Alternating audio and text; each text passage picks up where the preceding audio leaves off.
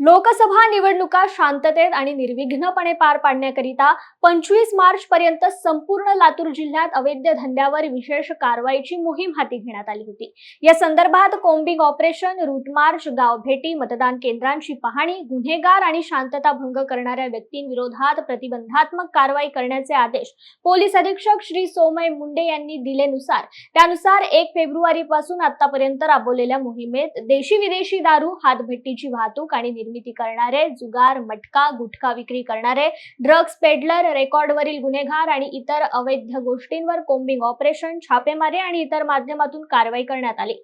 पोलिसांनी आतापर्यंत कारवाईत तब्बल 700 गुन्हे नोंदवले असून 1,23,35,00,000 रुपयांचा मुद्देमालही जप्त केलाय। त्यामुळे लातूरच्या गुन्हेगारी विश्वात सध्या शांतता पाहायला मिळतेय।